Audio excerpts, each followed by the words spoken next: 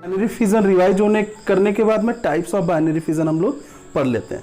तो binary fission is the type of asexual reproduction in their single parent divide into two equal half daughter cells, and parent and daughter cells, their genetic material is the same because they are identical copy of each other.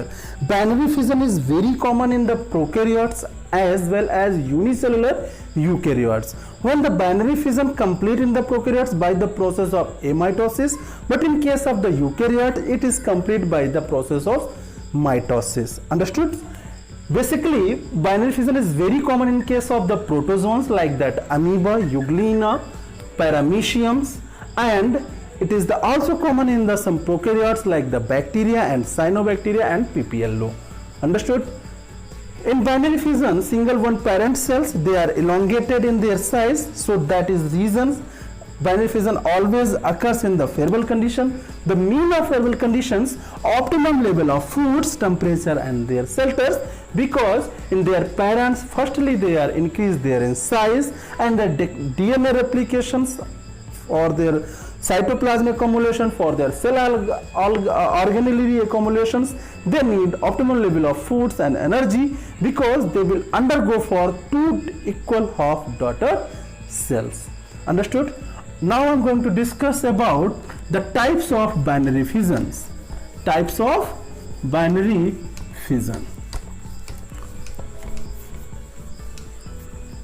भाई binary fission की अगर हम types की बात करें तो basically ये 4-5 types का है, और ये थोड़ा सा इंपॉर्टेंट है आपका प्री मेडिकल के लिए। देखिए टाइप्स ऑफ बाइनरी फिजन आपका प्री मेडिकल के लिए इंपॉर्टेंट है।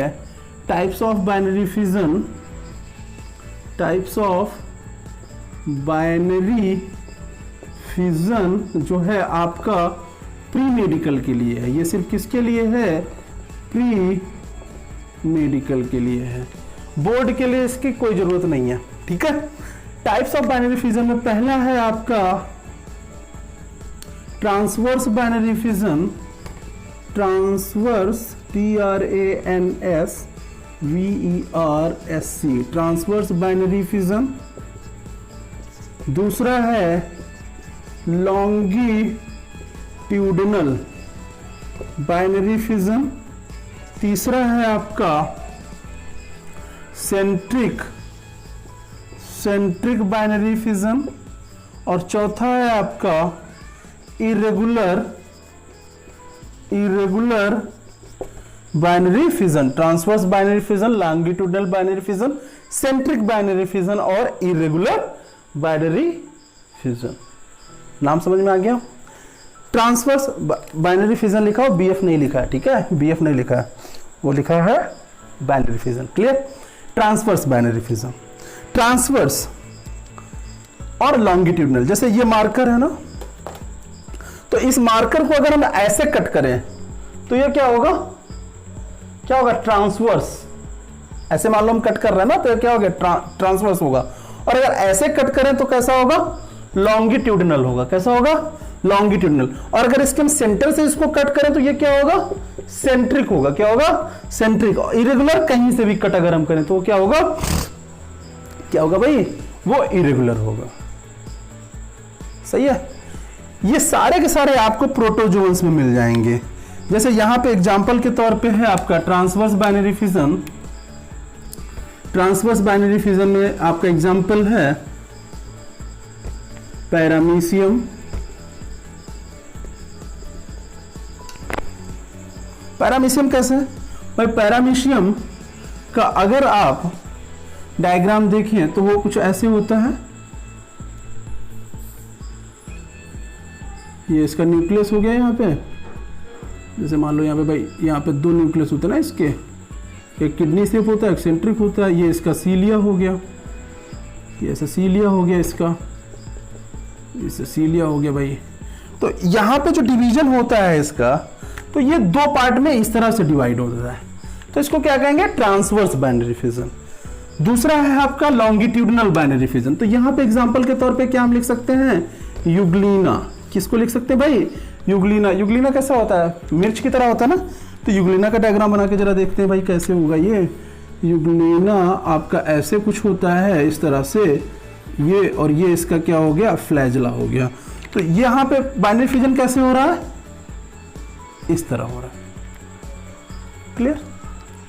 Centric binary fission, centric binary fission ये आपका होता है ओपेलाइना में।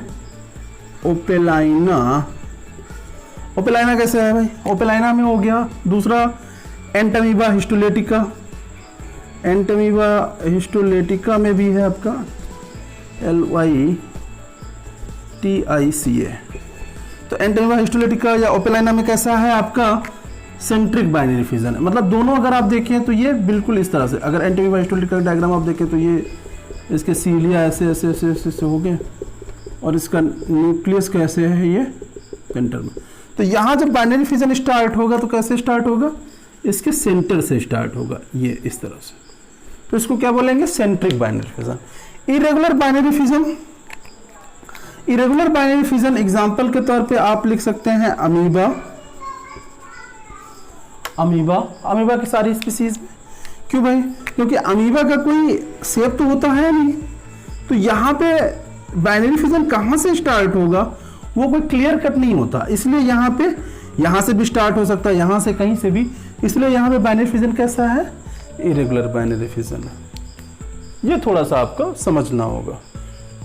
Types of binary fission, transverse binary fission.